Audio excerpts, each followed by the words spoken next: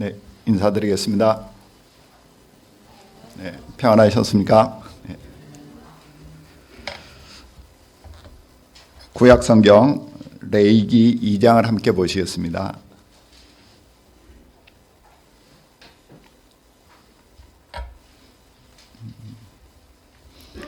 레위기 2장 교독하도록 하겠습니다. 누구든지 소재의 예물을 여호와께 드리려거든 고운 가루로 예물을 삼아 그 위에 기름을 붓고 또 그 위에 유향을 놓아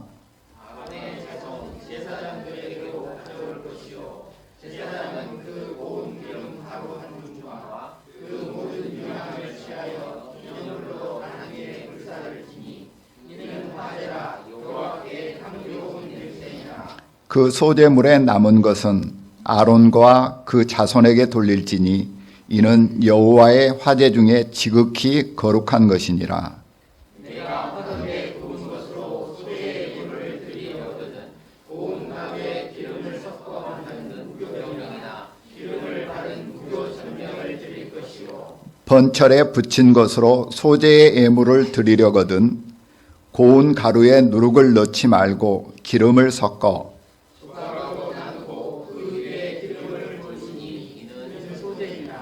내가 솥에 삶은 것으로 소재를 드리려거든 고운 가루와 기름을 섞어 만들지니라. 너는 이것들로 만든 소재물을 여호와께로 가져다가 제사장에게 줄 것이요 제사장은 그것을 단으로 가져다가 그 소재물 중에서 기념할 것을 취하여 단 위에 불사를 지니 이는 화제라 여호와께 향기로운 냄새니라. 소재물에 남은 것은 아론과 그 자손에게 돌릴지니 이는 여호와의 화제 중에 지극히 거룩한 것이니라. 무릇 너희가 여호와께 드리는 소재물에는 모든 누룩을 넣지 말지니 너희가 누룩이나 꿀을 여호와께 화제로 드려 사르지 못할지니라. 처음 익은 것으로는 그것을 여호와께 드리지나 향기로운 냄새를 위하여는 단에 올리지 말지며 내 모든 소재물에 소금을 치라. 내 하나님의 언약의 소금을 내 소재에 빼지 못할지니 내 모든 예물에 소금을 드릴지니라. 너는 첫 이삭의 소재를 여호와께 드리거든 첫 이삭을 볶아 찌는 것으로 너의 소재를 삼게 그 위에 기름을 붓고 그 위에 유향을 더할지니 이는 소재니라. 제사장은 찌은 곡식 얼마와 기름의 얼마와 모든 유향을 기념물로 불사를 지니 이는 여호와께 드리는 화제니라. 아멘. 네, 함께 기도하시겠습니다.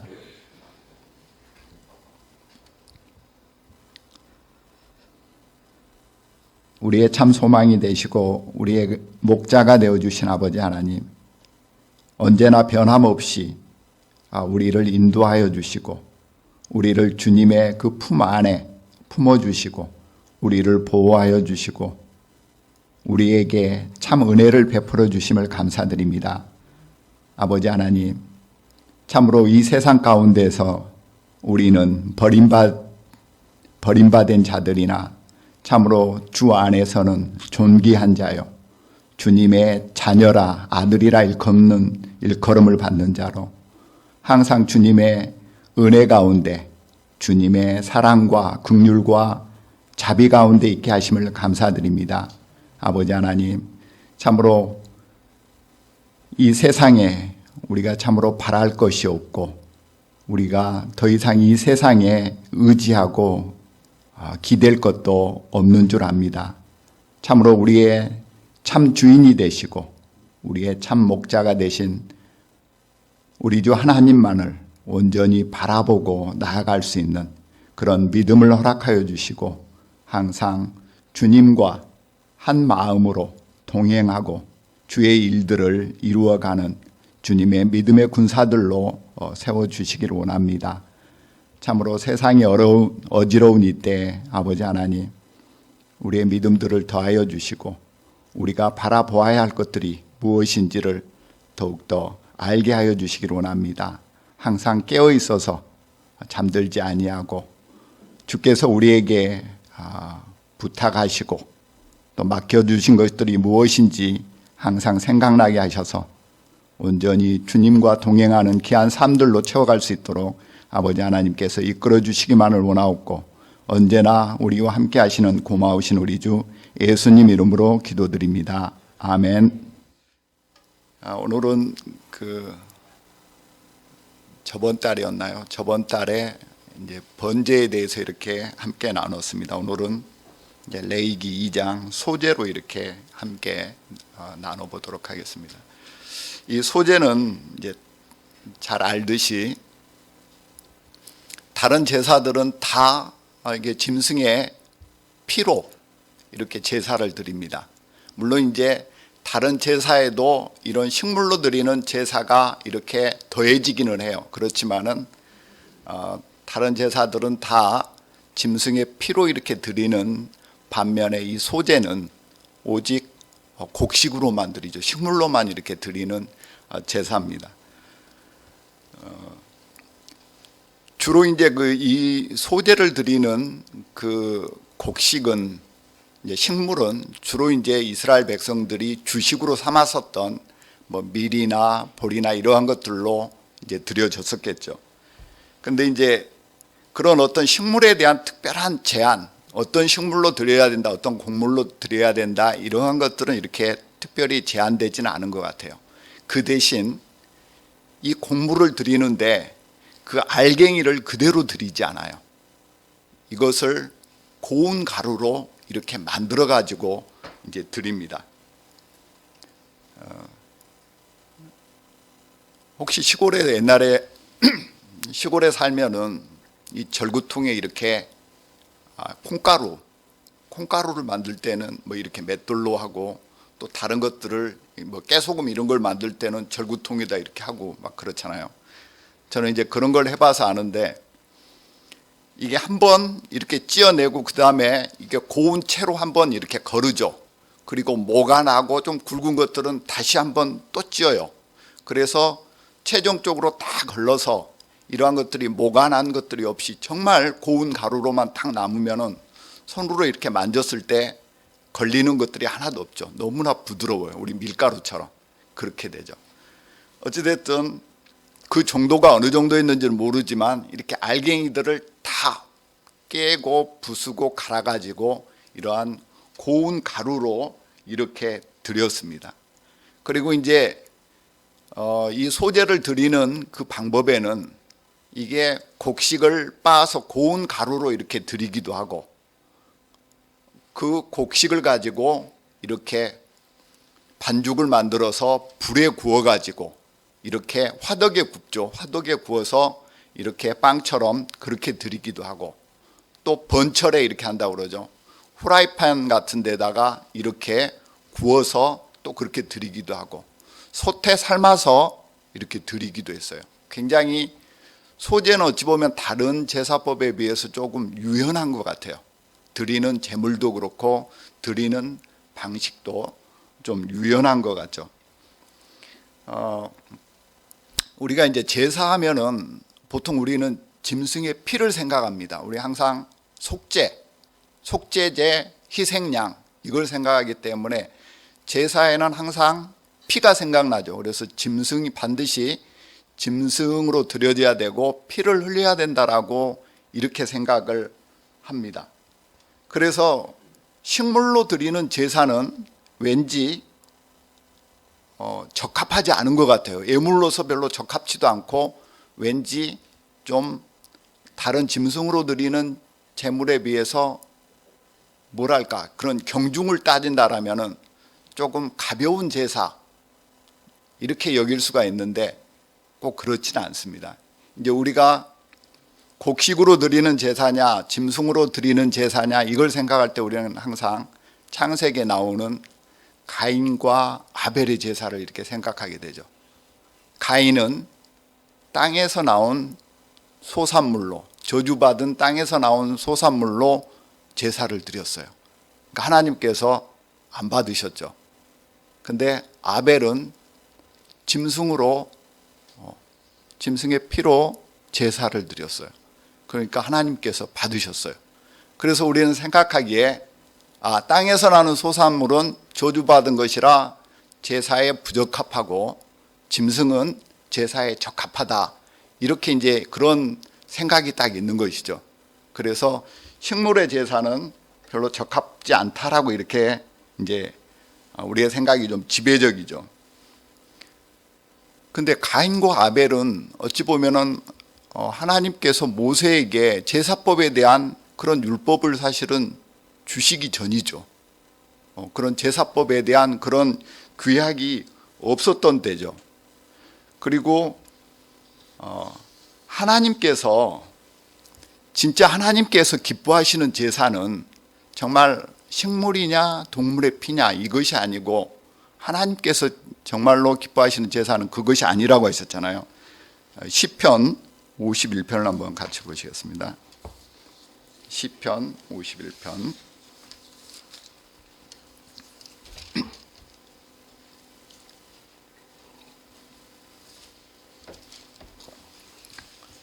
16절입니다.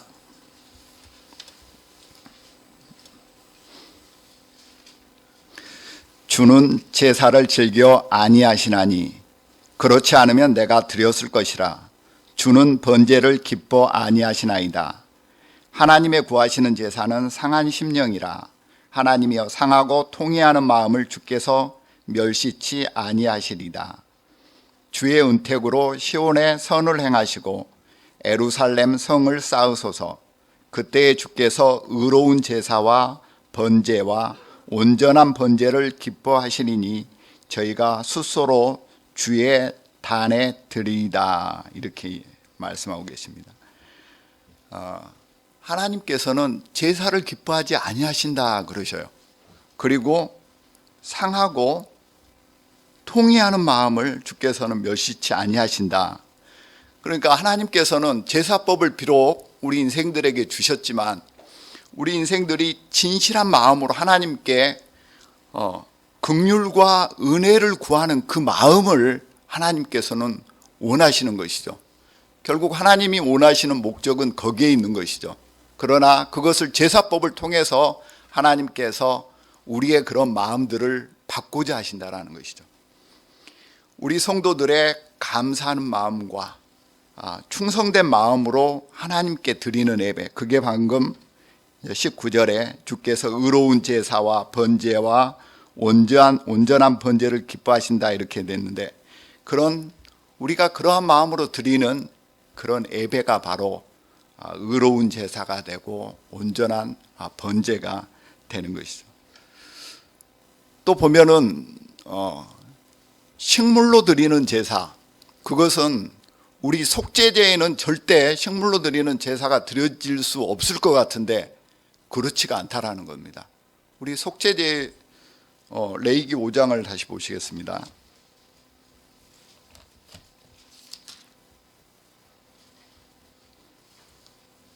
레위기 5장 11절입니다.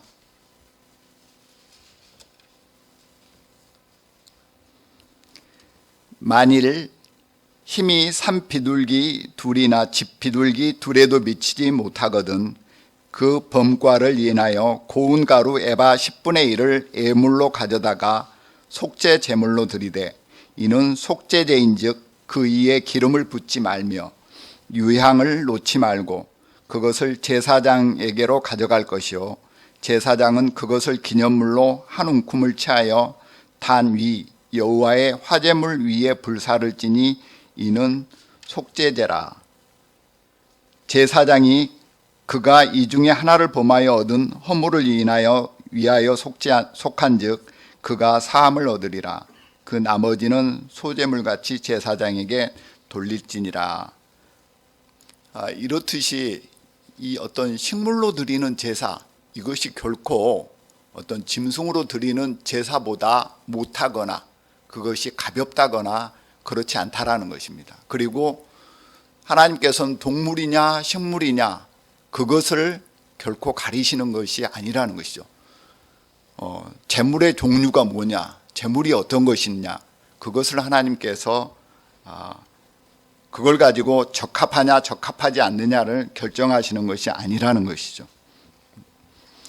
하나님께서는 이 제사법에 각 맞는 제물들을 정하셨지만 어떤 한 가지로 정해놓지 않으셨어요. 항상 그 형편에 맞게 누구나 그 제사를 드릴 수 있도록 그 형편에 맞게 어떤 자에게는 소를, 어떤 자에게는 양을, 비둘기를, 그것도 안 되면은 고운 가루, 식물을 이렇게 드려서 하나님께 제사를 드릴 수 있도록 그렇게 함으로써 하나님께서 결국 궁극적으로 바라시는 것들은 드리는 자의 그런 헌신, 감사, 충성, 이러한 것들을 하나님께서는 원하시는 것이죠.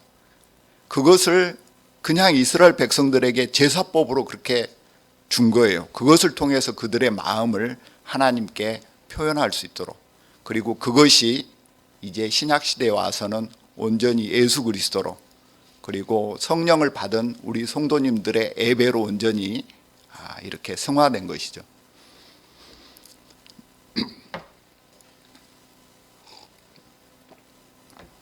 그리고 이스라엘 이제 절기에서도 보면은 이 식물로 드리는 그런 절기들이 많잖아요. 초실절이나 또 오순절, 그리고 초막절 때도 이렇게 소제로 같이 이렇게 제사를 드리도록 그렇게 했습니다. 그래서 오늘 말씀 같이 함께 나누고 있는 이 소제가 결코 어떤 다른 제사에 비해 가지고 이게 결코 가볍다 이렇게 우리가 여길 일들은 아니라는 것입니다. 이제 이 소제를 드리고자 한 사람이 뭘 가지고 오느냐? 고운 가루, 그 곡식 알맹이를 빻은 그 고운 가루와 그리고 기름과 유향을 가지고 옵니다. 그러면은 제사장이 그 고운 가루 일부와 거기에다 기름을 붓고 유향을 거기다 섞어서 그걸 가지고 번제단 위에 이렇게 태우게 됩니다. 그리고 나머지 이제 그 곡식이 있을 거 아닙니까? 고운 가루, 이것은 제사장의 몫으로 이렇게 돌렸어요. 이 소제가 제사장의 어떤 또 주요한 그런 양식이 됩니다. 이제 곡식 이 알맹이를 이렇게 갈아서 고운 가루로 이렇게 드리는데, 곡식 알갱이의 모습을 보면은 어떻게 되어 있습니까? 이게 큰 것도 있고 작은 것도 있고 둥글둥글한 것도 있고 조금 모가난 것도 있고, 어떤 것은 양분을 잘 받아가지고 정말 튼실한 것들이 있는가 하면은 어떤 것들은 굉장히 거친 것들도 있어요. 이처럼 어떤 곡식의 알갱이 모양들이 각기 제각각이에요. 자기만의 어떤 특색이 있는 것이죠. 자기만의 어떤 특색이 있는 이 곡식의 알맹이를 어떻게 하느냐? 깨고 부시고 갈합니다. 그래서 거칠 것이 없이 완전히 이것을 갈아요. 그렇게 해서 드리게 되는데, 이게 온전히 갈렸을 때는 이것이 무엇의 가루인지 알 수가 없어요. 그 본래의 모습이 완전히 깨어지죠. 그 본래의 모습이 완전히 사라지고 어떠한 새로운 모습으로 이렇게 하나님께 드려져요. 그것이 뭐냐면 바로 우리 인생들을 보여주는 것입니다. 우리 인생들 각자 나름대로의 어떤 특색들이 있어요. 고집도 있고 나름 생각하는 판단하는 것들도 있고, 그리고 자라나온 환경, 문화에 따라서 서로 틀리죠. 내 지식과 내 지혜로 이렇게 살아왔어요. 나를 위해서 이렇게 살아온 우리 인생들의 그런 모습들이 있는데, 이러한 모습들이 바로 고운 가루, 그 알맹이가 부서져서 고운 가루가 되듯이 우리가 이렇게 주님 앞에 온전히 부서지는 것이죠. 그래서 주님 앞에 동일한 모습으로, 그 가루가 동일했듯이 우리도 주님 앞에 동일한 모습으로 드려집니다. 같은 영을 받고 같은 생각을 하고 하나의 목적을 위해서 이렇게 살아가는 새로운 모습으로, 예전에 우리의 모습들이 사라져 버려요. 그리고 하나님 안에서 새로운 모습들로 이렇게 드려지는 그러한 삶이 되는 것이죠.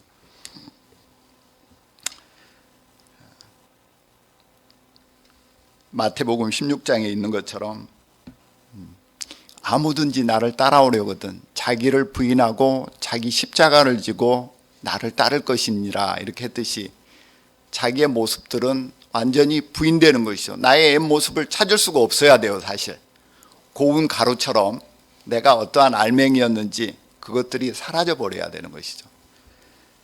그리고 이제는 내가 산 것이 아니요 내 안에 그리스도께서 사신 것이더라 이렇게 이야기했듯이 우리는 온전히 하나님의 자녀로서의 그런 모습으로 그렇게 살아가야 된다는 것이죠. 이 고운 가루는 또 한편으로는 우리가 예수 그리스도를 이렇게 예표하기도 합니다. 죄가 없으신 예수 그리스도, 하나님 앞에 거칠 것이 없는 고운 가루처럼 그렇게 순결하신 예수 그리스도, 어떠한 상황에서든지 항상 하나님께 순종하시는 그런 하나님 앞에 진짜 거칠 것이 없는 그런 순결하신 예수 그리스도를 이렇게 예표하기도 합니다. 그래서 우리가 드리는 자가 고운 가루로 이렇게 드리는 것은 바로 예수 그리스도를 본받아서 그렇게 우리도 하나님 앞에 거칠 것이 없이 깨어지고 부서지고 그렇게 가루가 돼서 새로운 모습으로 하나님 앞에 드려지는 것이죠. 너희는 유혹의 욕심을 따라 썩어져가는 구습을 쫓는 옛사람을 벗어버리고 심령으로 새롭게 되어 하나님을 따라 의와 진리의 거룩함으로 지으심을 받은 새 사람을 입으라 이렇게 되었습니다. 바로 우리의 모습들이 이렇게 되어야 된다는 것이죠. 옛 모습을 던져버리고 새로운 모습으로 주님 앞에 드려지는 그것이 바로 고운 가루로 드려지는 그런 소재물이 됩니다. 그리고 그 고운 가루에 이제 기름을 이렇게 부었다고 되어 있어요. 구약에 보면은 기름을 이렇게 붓는 것들이 몇 가지가 나오죠. 이스라엘의 왕을 이렇게 택할 때 하나님께서 선지자로 하여금 가서 기름을 붓도록 하죠. 그런가 하면은 하나님을 섬기는 데 쓰이는 그런 성물들, 제사를 위해 쓰이는 그러한 것들에는 반드시 이렇게 기름을 붓죠. 바르죠. 왜냐하면은 그것은 하나님의 것으로 만들기 위한 것이죠. 그 선지자나 이스라엘의 왕을 선택할 때도 마찬가지입니다. 기름을 붓는 것은 이제 너는 내 것이라 하라고 하나님께서 바르시는 거예요. 그래서 이스라엘 왕은 반드시 하나님의 명을 따라서 하나님 대신 이스라엘 백성들을 다스려야 할 그런 책임들이 있는 것이죠. 선지자들도 마찬가지인 것입니다. 하나님을 대신해서 그들이 가서 전해야 되기 때문에 하나님께서 그들을 하나님의 것으로 그렇게 기름을 붓는 것입니다. 그래서 그런 기름을 부음을 받는 것들은 다 거룩하죠. 왜냐하면 하나님의 것이기 때문에 거룩하지 않은 것들이 하나님의 것이 될 수는 없어요. 하나님의 것은 무조건 거룩합니다.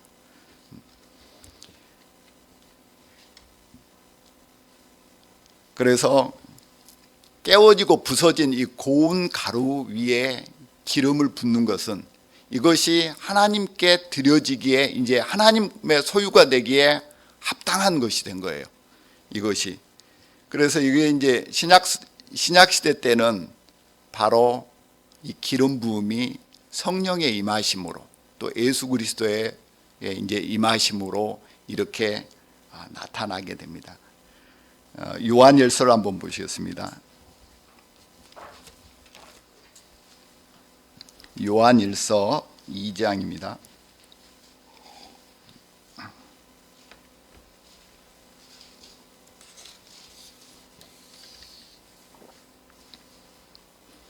요한일서 2장 20절입니다. 너희는 거룩하신 자에게서 기름 부음을 받고 모든 것을 아느니라 이렇게 또 있고 27절을 한번 보시겠습니다. 너희는 주께 받은 바 기름 부음이 너희 안에 거하나니 아무도 너희를 가르칠 필요가 없고 오직 그의 기름 부음이 모든 것을 너희에게 가르치며 또 참되고 거짓이 없으니 너희를 가르치신 그대로 주 안에 거하라. 이렇게 되어 있습니다. 바로 이 기름 부음은 바로 우리 안에 오신 성령님을 말씀하신 것이죠. 우리가 이렇게 우리 안에 성령께서 오시고 그 성령께서 우리를 인도하시죠. 우리가 그 인도하심에 따라 어떻게 합니까? 예수님께서 보여주시는 그 본을 쫓아서 행하게 되는 것이죠. 성령의 인도하심에 따라 그렇게 예수님의 본을 쫓아 행하게 되는 것입니다. 그렇게 함으로써 우리가 하나님의 은혜 가운데 그렇게 거할 수 있는 것이죠. 그리고 이 소재물에 유향을 또 넣도록 되어 있습니다. 유향. 이 유향은 그 나무에 칼집을 이렇게 내놓으면 우리 송진이 이렇게 나오잖아요. 송진처럼 이렇게 나오는데 그것을 이렇게 가루로 이렇게 만들었답니다. 그래서 이 가루를 태우면은 그 굉장히 기분이 온화해지고 안정된대요. 우리 아로마 테라피라고 하나요? 뭐 그런 거 있잖아요. 막 그 기분 좋게 하고 냄새로서 이렇게 하고 그런 유향인데 이 유향이 성경에서 여러 곳에 쓰여요. 보면 출애굽기에 보면은 증거궤 앞에 그 유향을 놓도록 이렇게 해요. 그래서 그 안에 이 향내가 이렇게 나도록 그렇게 한가 하면은 소재에도 지금 이렇게 섞었죠. 그리고 예수님의 이 탄생을 축하하기에 동방 박사들이 이렇게 유향을 또 가지고 갔어요. 그리고 계시록에 보면은 요한일서가 있으니까 좀 뒤로 넘겨서 계시록 5장을 보시겠습니다.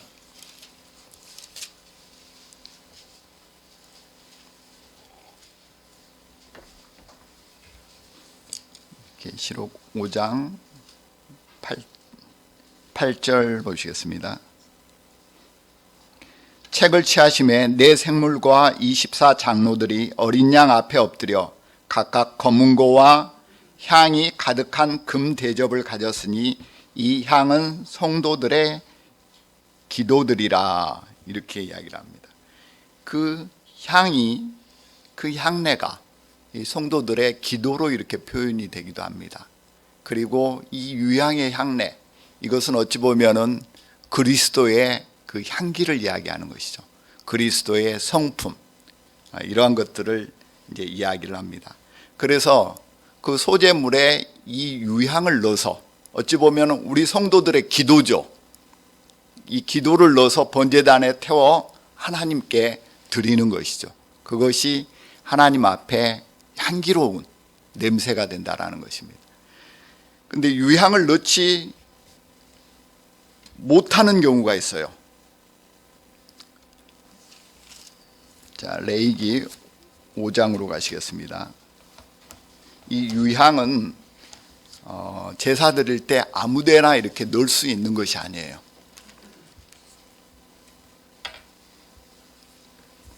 오 장 11절을 보시겠습니다.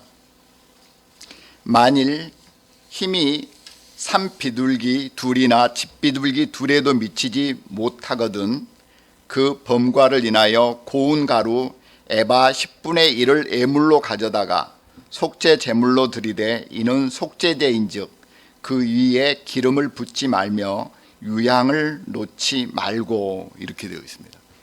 지금 속죄제에도 그런 식물로 이렇게 제사를 드릴 애물로 드릴 수 있다고 했는데 이 경우에는 기름과 유향을 거기에 넣지 말라라고 되어 있습니다. 왜냐하면은 기름과 유향은 조금 전에 말씀드렸듯이 기름은 어떤 성령을 의미하고 어떤 하나님의 소유를 의미하고 이 유향은 그런 그리스도의 삶, 우리 성도들의 어떤 그리스도를 본받은 그런 삶의 어떤 모습들, 그런 향내들 어찌 보면 이것은 우리가 제사함 받고 나서 우리 안에서 일어날 수 있는 그런 거룩한 것들이잖아요. 근데 속죄제물, 우리의 죄인의 속죄를 위해서 올려지는 그 번제단에 거기에 이런 것들을 거룩한 것을 섞지 말라라는 거예요. 그래서 죄가 있는 곳에는 이게 첨가될 수가 없는 거예요. 기름이나 유향은 정결하고 그리고 거룩한 곳에 더해지는 것이죠. 민수기도 한번 보시겠습니다. 민수기 5장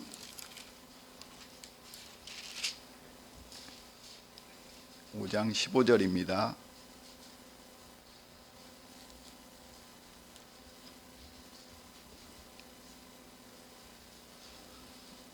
예전에 박사원 전도사님께서 잠깐 설교하셨던 부분인데 5장 15절에 그 아내를 데리고 제사장에게로 가서 그를 위하여 보리가루 에바 10분지 1을 예물로 드리되 그것에 기름을 붓지 말고 유향도 두지 말라. 이는 의심의 소재요 생각하게 하는 소재니 곧 죄악을 생각하게 하는 것이니라. 지금 보면 아내를 의심하는 상태에서 이 소재를 드림으로 인해 가지고 그것을 판별하고자 합니다. 근데 이렇게 의심하는 곳, 그 죄가 있는 곳에는 이렇게 유향을, 기름을 이렇게 붓지 못하도록 되어 있어요. 그렇기 때문에 어찌 보면 거룩한 것을 이렇게 죄악된 것에 섞지 못하도록 이렇게 되어 있습니다.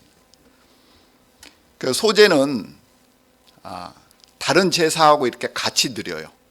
번제나 화목제하고 이렇게 같이 드리는데 번제나 화목제가 드려진 그 다음에 이렇게 소제가 드려집니다.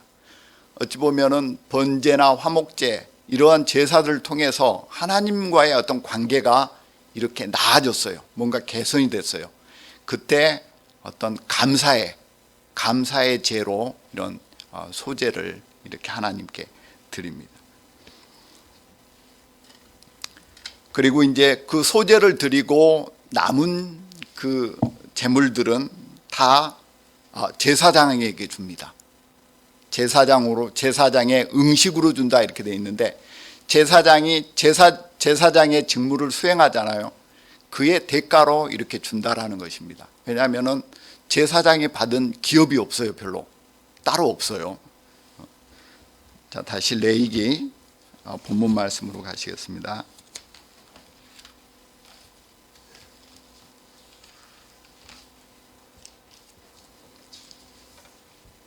레위기 2장 3절입니다.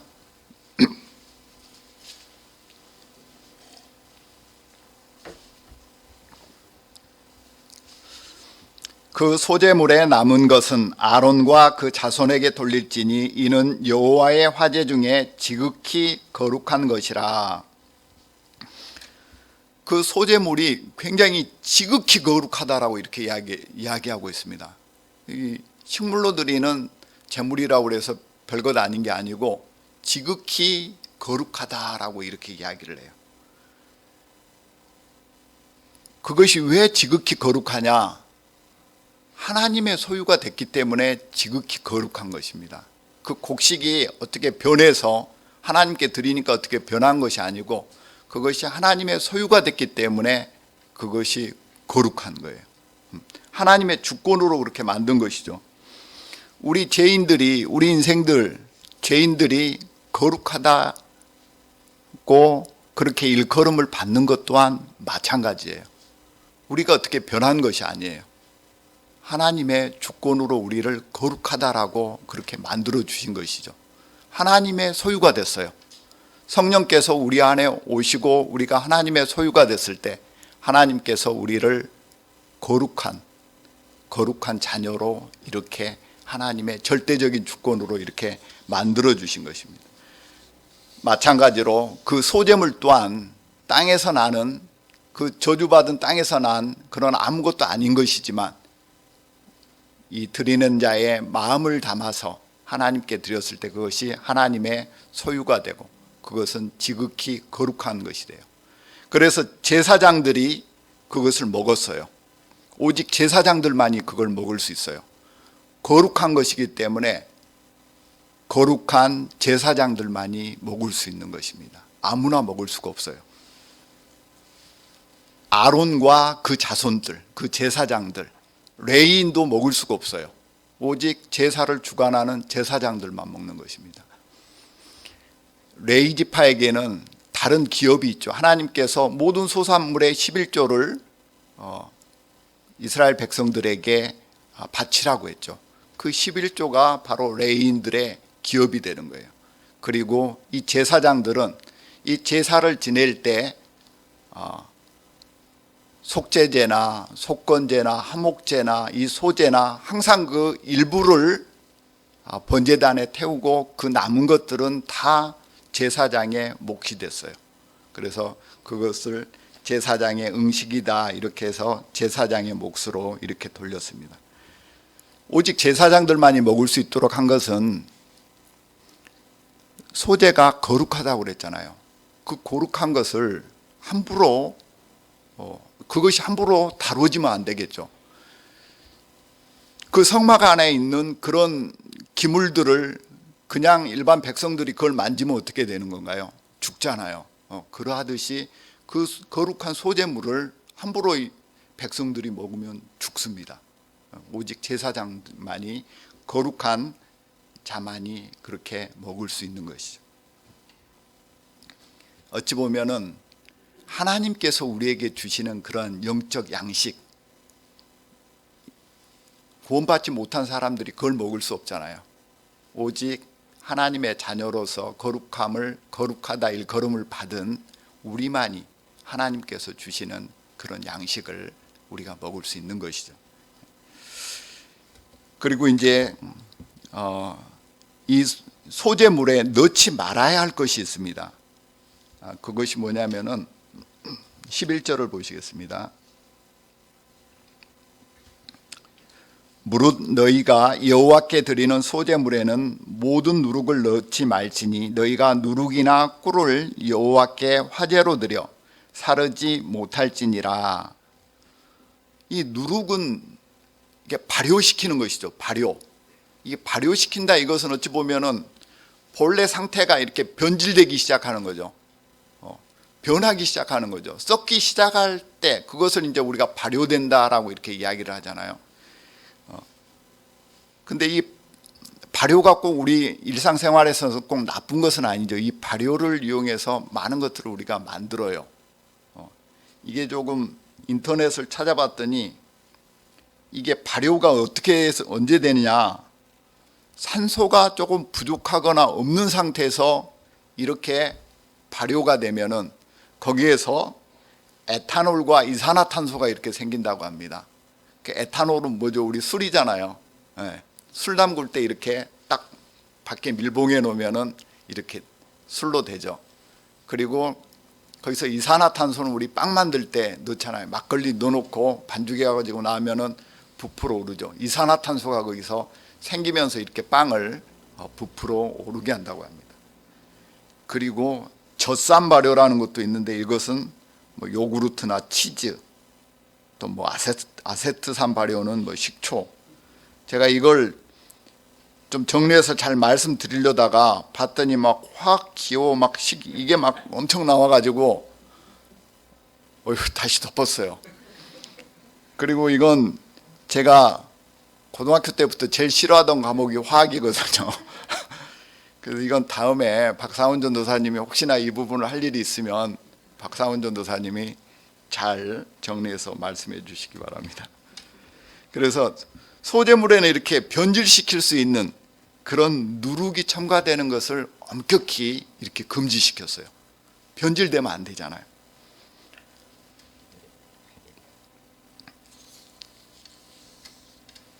근데 이제 혹시 이제 성경을 읽다 보면은 누룩은 절대 넣지 말라고 하는데 누룩을 또 넣어도 되는 곳이 나오네 이렇게 분명히 의심을 가질 수 있을 것 같아서 그 부분까지 조금 말씀을 드리겠습니다.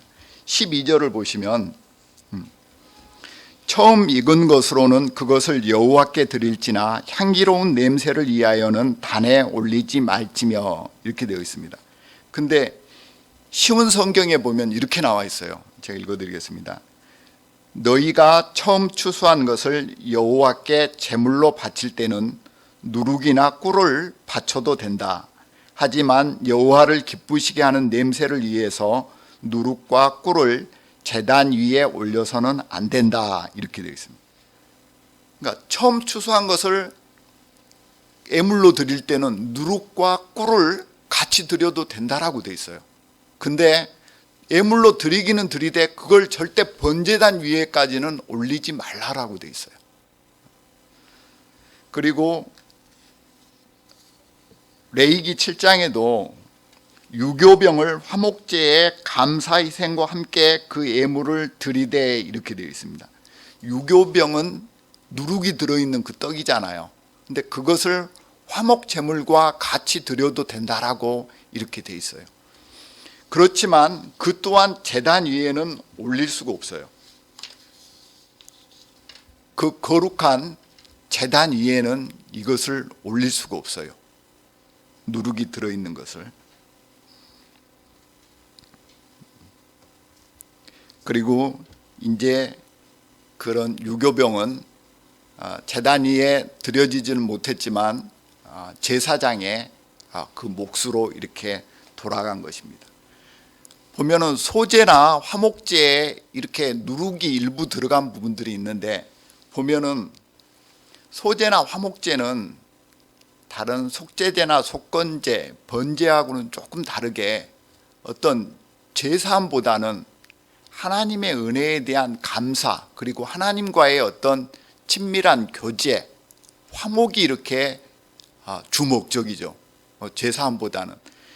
그렇기 때문에 이 소제에도 보면은 우리가 일상생활에서 이렇게 먹는 것들, 누룩 섞인 떡을 우리가 먹잖아요. 대부분 우리가 먹는 빵들 다 그게 이스트가 들어있는 누룩이 섞인 다 빵이잖아요. 사실 누룩이 없는 건 우리 그 성찬식 할 때 먹는 그 백설기, 그거 말고는 다 누룩이 이렇게 들어가 있는 것이죠. 우리가 평상시에 이렇게 먹는 일상생활에서 우리가 먹고 함께 접할 수 있는 밀접한 것으로 하나님께 이렇게 드리는 것이죠. 화목제도 다른 제사에 비해 굉장히 좀 더 유연해요. 하나님과의 어떤 친목을 위한 것이기 때문에 그 드린 제물을 이 제물을 드린 자가 제사장과 같이 그것을 나눠 먹어요. 같이 먹을 수 있는 그 제사가 화목제예요. 그렇기 때문에 다른 제사보다는 이게 어찌 보면은 조금 유연하고, 그리고 일상의 삶 속에서 우리가 드려질 수 있는 그러한 것들이 허용이 된 것 같아요. 그렇지만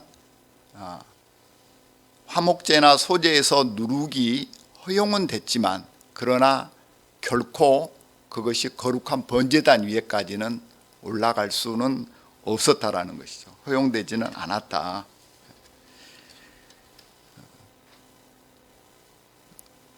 신약시대 때는 이 누룩에 대해서 분명하게 이야기해 주고 있죠. 마태복음 16장에 보면은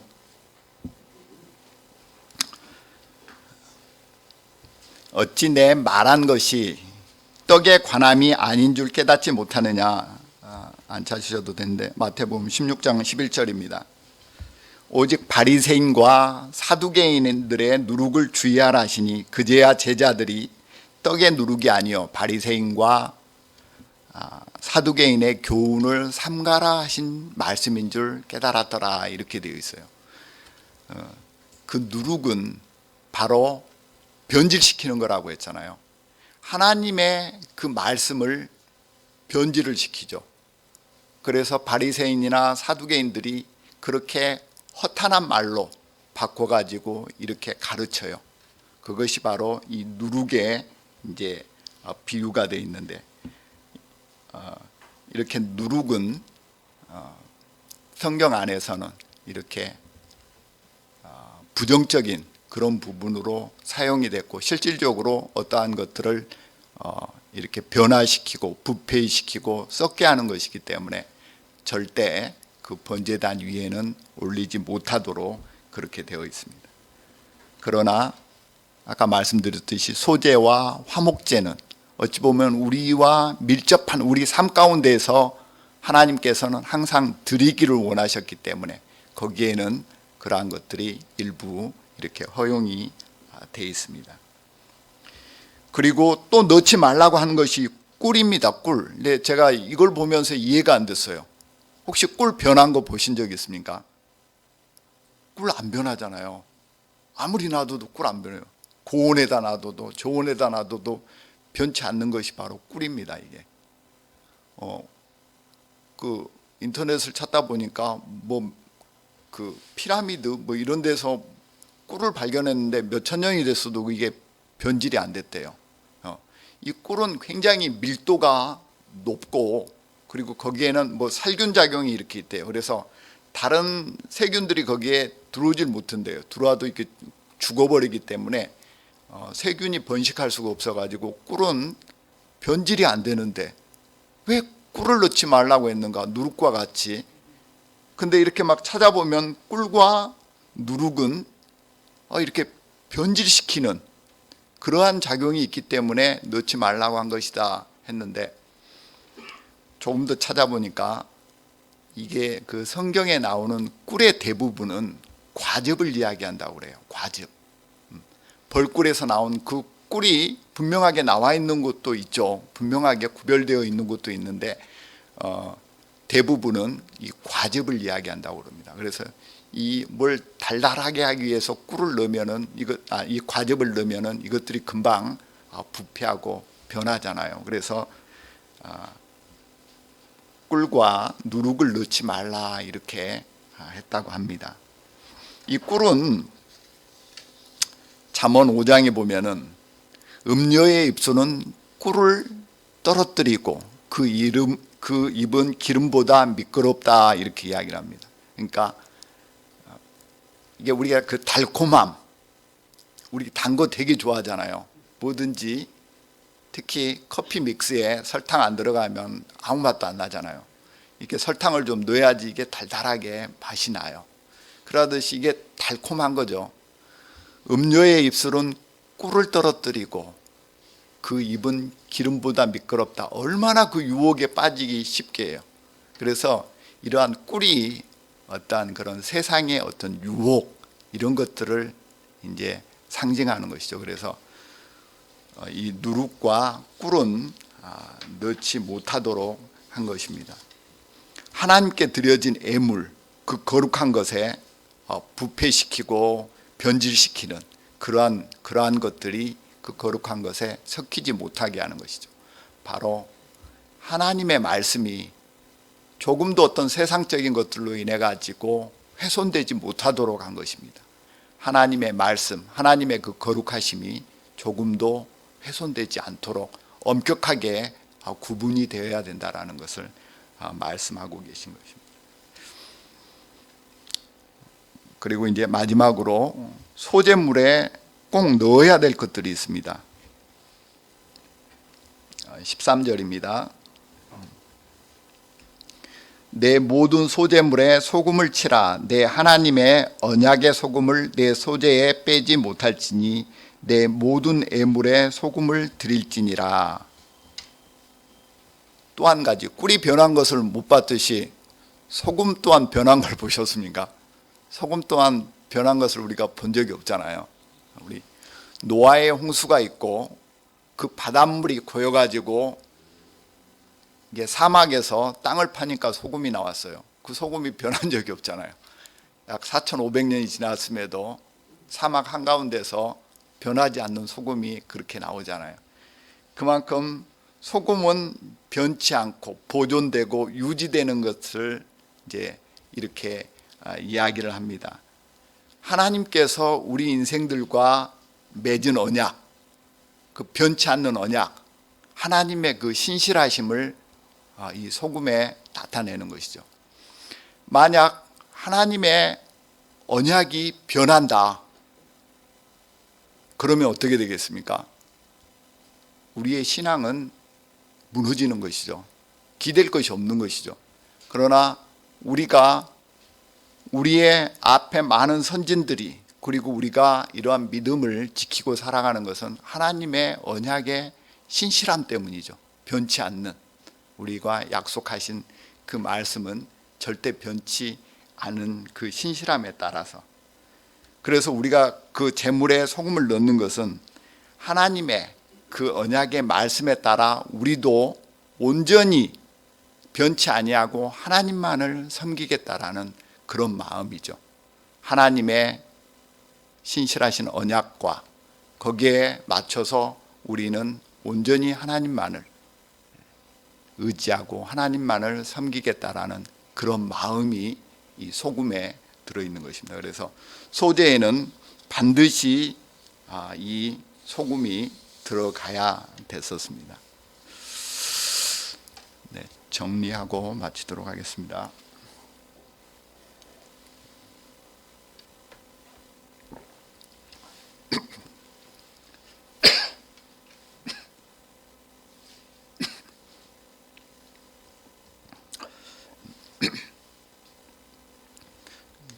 중국의 사람과는 이렇게 기침했다고 엄청 맞았다고 합니다. 요즘 함부로 기침하면은 맞습니다. 소제는 그래서 죄를 사하신 하나님의 긍휼과 은혜, 그리고 어찌 보면 우리 인생들에게 일용할 양식을 주셨어요. 풍성한 소출을 맺어서 그것을 일용할 양식으로 삼을 수 있도록 하신 그런 하나님의 은혜에 대한 감사의 제로 이렇게 하나님께 드려졌습니다. 드리는 자는 하나님께 대한 그런 감사와 순종, 아까 고운 가루처럼 거칠 것이 없는 그런 순종과 이제 헌신의 마음이 그렇게 있었던 것입니다. 소제물은 보면은 다양한 식물들이 드려졌고 또 다양한 방법으로 드려졌어요. 고운 가루로, 화덕에 구운 것으로, 프라이팬에 이렇게 붙인 것으로, 삶은 것으로 그렇게 드렸어요.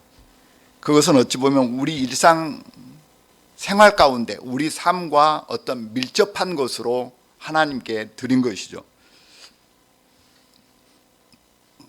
어떤 특정한 시기에 어떤 특정한 것으로 드렸다기보다는 우리 그냥 일상 가운데 그것으로 하나님께 이렇게 감사를 드리는 것이죠. 그것은 어찌 보면은 우리의 어떤 예배와 같아요.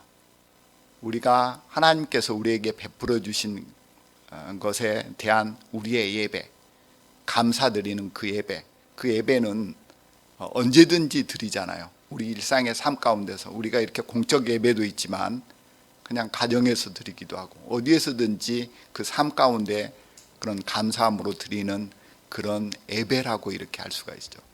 그리고 이 소제는 생명의 떡으로 오신 예수 그리스도를 또 의미하기도 합니다. 하나님께서 우리에게 풍성한 그런 소출로 우리에게 일용할 양식을 주셨듯이 예수 그리스도께서 생명의 떡으로 오셔서 우리의 영적 양식이 되어 우리를 살리셨던 것이죠. 나는 하늘에서 내려온 산떡이다. 나를 먹는 자는 영생을 얻을 것이다 라고 이렇게 이야기했듯이 예수 그리스도의 어떤 그런 산떡으로 오신 예수 그리스도를 이렇게 예표하기도 합니다. 그래서 그런 생명으로 떡으로 오신 예수 그리스도께 우리가 감사함으로 날마다 우리 일상 삶 가운데서 드리는 예배, 그것이 바로 우리가 드리는 소제라고 이렇게 할 수가 있는 것이죠. 이 소제는 이제 정말 우리가 삶 가운데서 어떤 자가 되어야 될지, 우리 삶이 어떻게 이루어져야 할지를 이렇게 생각하게 합니다.